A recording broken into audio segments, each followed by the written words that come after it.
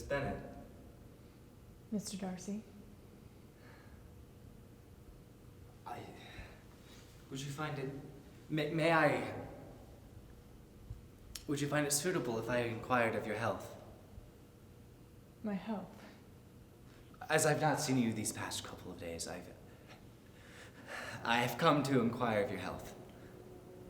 My health, Mr. Darcy, meets all of its usual standards. Ah.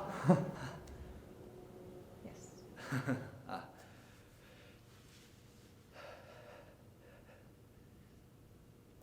This cannot do. I've suffered long enough. You need to let me tell you how ardently I love and admire you.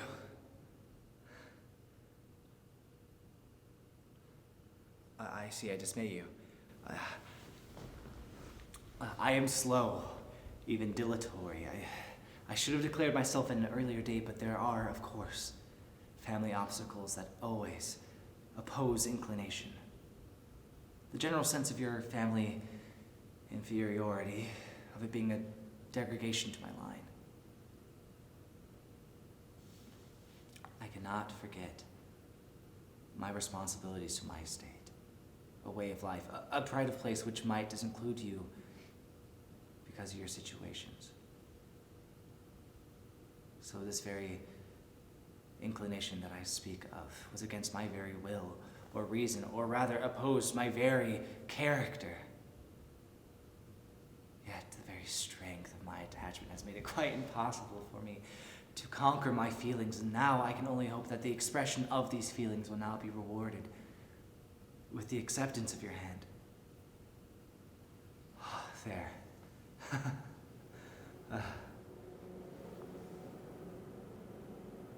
I've spoken ill, Miss Bennet, but I mean well. In such cases as this, it is, I believe, the established mode to express a sense of obligation for the sentiments avowed, however unequally they may be returned. It is natural that a sense of obligation should be felt, and if I could feel gratitude, I would now thank you, but I cannot. I have never desired your good opinion, Mr. Darcy, and you certainly bestowed it upon me most unwillingly. The feelings that you tell me have long prevented the acknowledgement of your regard have little difficulty in overcoming it after this explanation. And this is the response that I have all the hope of receiving. I might, perhaps, inquire why with so little endeavor of civility I am thus rejected. And I might as well inquire why, with so evident a design of offending and insulting me, you choose to tell me that you liked me against your will, against your reason, and even against your character. Was this not some excuse for incivility if I was uncivil?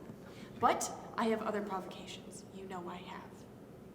Do you think there's any way that you could convince me to accept the hand of a man who has, perhaps forever, ruined the happiness of a beloved sister?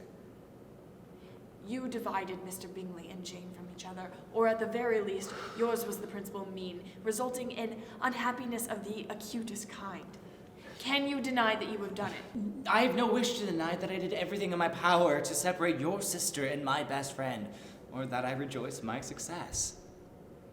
To him, I've been far kinder than towards myself. Quite clearly said. But it's not merely this affair on which my dislike for you is founded. Your character was clearly laid out to me in a recital which I received many months ago from Mr. Wickham.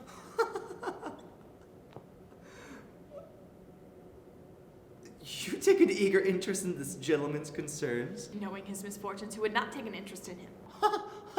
His misfortunes! And of your infliction.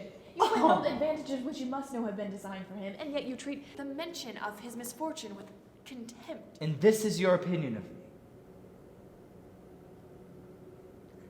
I thank you for explaining it so fully.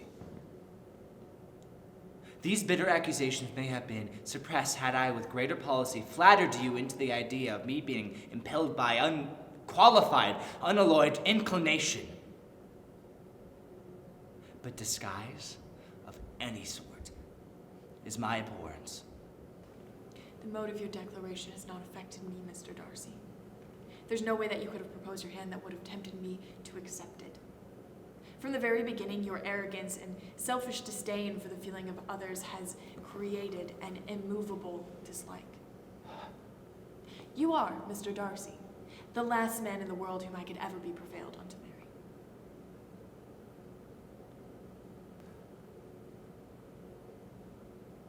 You have said quite enough, madam. I understand your emotions completely. Please accept my deepest apologies for taking up your time.